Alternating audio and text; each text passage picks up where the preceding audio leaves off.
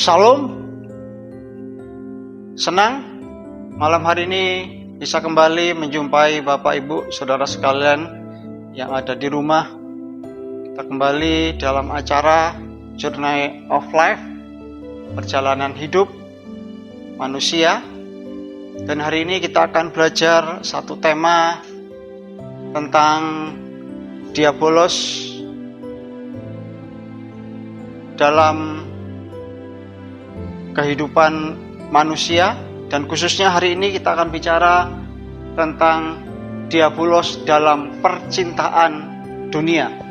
Kalau sebelumnya kita belajar tentang diabolos dalam pikiran, bagaimana diabolos, setan, iblis menguasai pikiran manusia, sehingga pikiran manusia saat dikuasai oleh setan, oleh iblis ini, segala rencana yang jahat, segala rancangan yang jahat dikerjakan oleh manusia, sehingga pikiran manusia itu jauh dari yang Tuhan harapkan, sehingga segala pikiran manusia kecenderungannya hanya untuk melakukan perbuatan-perbuatan yang tidak berkenan kepada Tuhan. Nah, hari ini kita akan lanjutkan dengan pelajaran tentang diabolos, tapi berkaitan dengan diabolos dalam percintaan dunia.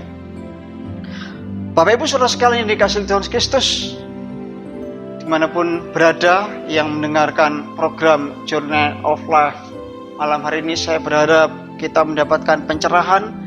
Saya berharap kita mendapatkan paradigma yang baru, sehingga semakin mengerti kebenaran firman Tuhan, semakin kita sungguh-sungguh mengasihi Allah. Sekarang manusia hidup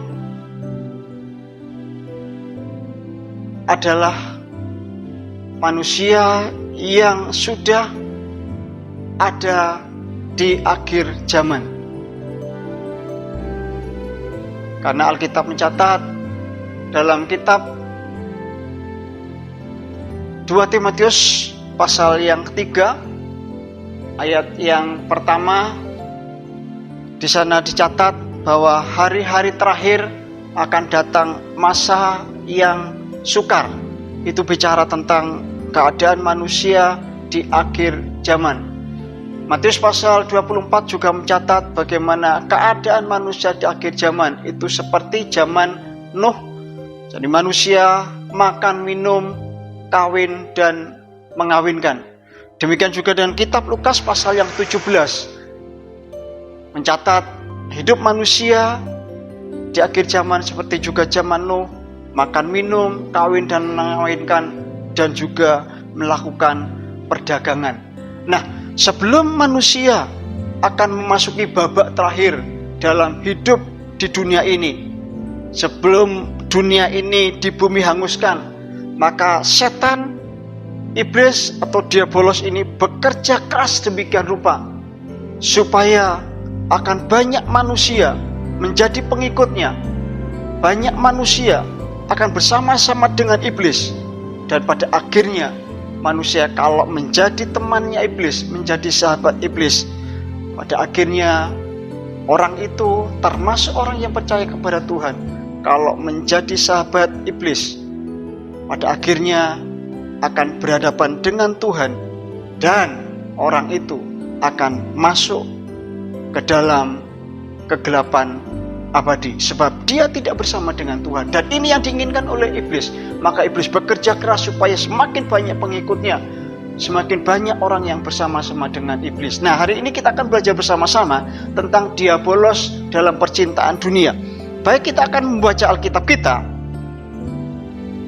Kita akan buka Matius pasal yang keempat, ayat 8 sampai yang 10. Matius pasal 4 ayat 8 sampai 10. Demikian firman Tuhan. Dan iblis membawanya pula ke atas gunung yang sangat tinggi dan memperlihatkan kepadanya semua kerajaan dunia dengan kemegahannya. Ayat 9. Dan berkata kepadanya, iblis berkata kepada Yesus, semua ini akan kuberikan kepadamu jika engkau sujud menyembah aku. Ayat 10. Maka berkatalah Yesus kepadanya, enyahlah iblis, sebab ada tertulis, engkau harus menyembah Tuhan Allahmu, dan hanya kepada Dia sajalah engkau berbakti. Dalam kitab Matius yang kita baca hari ini bicara tentang iblis, bicara tentang setan, ini bicara tentang diabolos, bukan daemonia.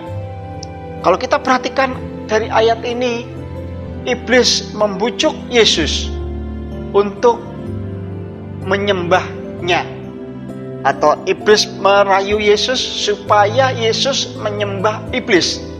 Kalau Yesus menyembah iblis, maka seluruh kerajaan dunia ini berserta dengan kemegahannya, berserta dengan kenyamanannya, berserta dengan keindahannya, itu akan diserahkan kepada Yesus.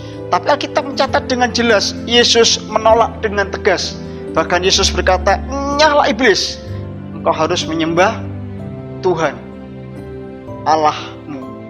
Nah, sebagai orang yang percaya kepada Tuhan, menarik dari ayat yang kita pelajari hari ini, malam ini, supaya kita seperti Yesus yang tidak tertarik dengan tawaran yang diberikan oleh iblis. Waktu Yesus ditawarkan, Yesus menolak. Segala keindahan, segala kenyamanan dan kenikmatan dunia ini, waktu ditawarkan oleh iblis kepada Yesus, Alkitab mencatat Yesus menolaknya. Nah, orang yang percaya kepada Tuhan, kita juga harus belajar seperti Yesus yang mau menolak apa yang ditawarkan oleh iblis, yang ditawarkan oleh setan ini, yaitu kenikmatan dan kenyamanan dunia ini. Kita akan belajar apa saja sebenarnya sih yang menjadi kenyamanan, yang menjadi kenikmatan dunia ini, sehingga banyak manusia terjerat di dalamnya, banyak manusia jatuh ke dalamnya, bahkan termasuk orang yang percaya kepadanya, terikat di situ, terhempas di situ, sehingga secara tidak langsung dia akan tidak sadar bahwa dirinya menyerahkan hidupnya kepada iblis, kepada setan, karena sudah terikat, karena sudah terpikat dengan rayuan iblis. Nah, apa saja sebenarnya? Kita akan belajar bersama-sama, ya. Yang membahayakan manusia, termasuk anak-anak Tuhan, sampai pada akhirnya banyak manusia itu menyembah iblis walaupun dia tidak sadar, walaupun dia tidak menyadari. Keterikatan dengan hal-hal ini membuat dirinya bukan menyembah Tuhan, tetapi menyembah kepada setan, karena dia terikat dengan dunia ini. Kita perhatikan, saya amati di akhir-akhir ini yang banyak mengikat manusia, termasuk orang yang percaya kepada Tuhan. Salah satunya adalah materi atau uang atau mamun. Banyak orang terjebak di sini, banyak orang terikat di sini, termasuk orang yang percaya kepada Tuhan. Kita akan buka Alkitab kita dalam kitab Lukas pasal 16 ayat 9. Lukas pasal 16 ayat 9 mencatat begini: "Ikatlah persahabatan dengan mempergunakan mamon yang tidak jujur, supaya jika mamon itu tidak bisa menolong lagi, kamu diterima di kemah abadi." Ayat ini menarik. Ikatlah persahabatan dengan mempergunakan mamon yang tidak jujur. Ayat ini jelas supaya orang yang percaya kepada Tuhan mengikat persahabatan dengan mempergunakan mamon. Bukan ikatlah persahabatan dengan mamon, tetapi ikatlah persahabatan dengan mempergunakan mamon. Artinya, supaya orang yang percaya kepada Tuhan mengikat dirinya dengan Tuhan, terikat dengan Tuhan, mempergunakan mamon untuk Tuhan, bukan sebaliknya. Terikat dengan mamon, mempergunakan Tuhan, bukan demikian. Allah menghendaki supaya orang yang percaya kepada Tuhan terikat dengan Tuhan, mempergunakan mamon untuk Tuhan. Nah, Bapak Ibu saudara sekalian dikasih Tuhan, ayat ini sungguh sangat menarik, karena berikutnya mencatat ternyata mamon ini juga sesuatu yang tidak jujur. Artinya mamon bisa menipu. Berapa banyak orang yang percaya kepada Tuhan juga tertipu dengan hal ini, tertipu dengan mamon ini. Kenapa? Karena anak Tuhan, seperti kitab 1 Timotius pasal 6 kalau tidak salah mencatat, akan segala kejahatan ialah cinta uang. Sehingga dengan kecintaannya kepada uang, keterikatannya kepada uang, membuat dirinya tidak lagi terikat dengan Tuhan, membuat dirinya sudah tidak lagi tertarik dengan Tuhan. Justru dia tertarik dengan uang. Bukan berarti manusia tidak boleh cari uang. Orang yang percaya kepada Tuhan harus cari uang. Ya. Kalau bisa cari uang yang sebanyak-banyaknya, kerja keras, banting tulang cari uang. Untuk kehidupan keluarga, memenuhi kebutuhan keluarga, bekerja dengan baik, dari bangun pagi sampai larut malam, cari uang. Tidak boleh malas, cari uang. Tapi jangan terikat dengan situ. Jangan terikat dengan itu. Jangan terikat dengan uang. Sebab kalau sudah terikat dengan uang, maka dia akan cinta dengan uang. Dan dia tidak terikat dengan Tuhan. Justru dia terikat dengan mamon. Justru terikat dengan uang. Ini yang bahaya. Ini yang bahaya. Dan ini yang diinginkan oleh setan. Ini yang diinginkan oleh diabolos. Ini yang diinginkan oleh iblis. Supaya termasuk anak-anak Tuhan itu terikat dengan yang satu ini. Tidak terikat dengan Tuhan.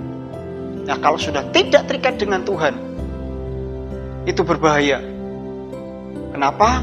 Karena akan menjadikan dirinya itu juga bersahabat dengan dunia ini, menjadi sahabat dunia. Kalau menjadi sahabat dunia sama dengan menjadi sahabat diabolos, menjadi sahabat setan, menjadi sahabat iblis. Ini berbahaya.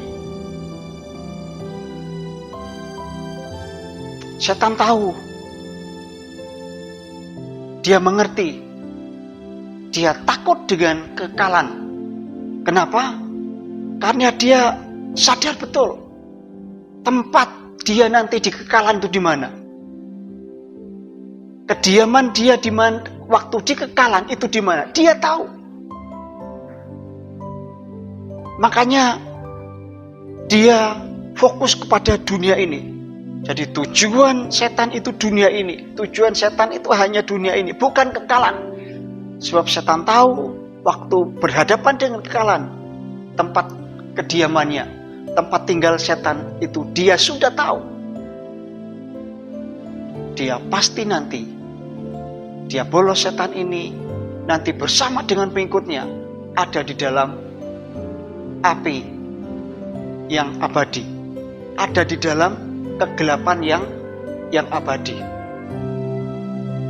Nah, Bapak Ibu Saudara sekalian dikasih Tuhan, hari ini mungkin kita mendengar pelajaran yang mungkin agak keras, tapi saya berharap kita tidak tertipu dengan hal ini. Kalau sudah kita belajar tentang diabolos, yang pertama kita belajar tentang diabolos beserta dengan keinginannya menguasai keinginan manusia. Yang kedua kita belajar tentang diabolos yang ada dalam pikiran manusia. Yang ketiga kita belajar tentang diabolos dalam percintaan dunia. Dan hari ini saya berharap kita sungguh-sungguh mengerti ini, supaya kita semakin hari semakin serius dengan Tuhan, sungguh-sungguh dengan Tuhan. Kita ada di pihak Tuhan, bukan bersama dengan setan, bukan bersama dengan iblis, tapi kita bersama dengan Tuhan. Saya berharap kita mengerti ini, dan kiranya firman Tuhan saat ini bisa memberkati kita untuk semakin kita mengasihi Tuhan. Amin. Untuk firman Tuhan saat ini, Tuhan memberkati.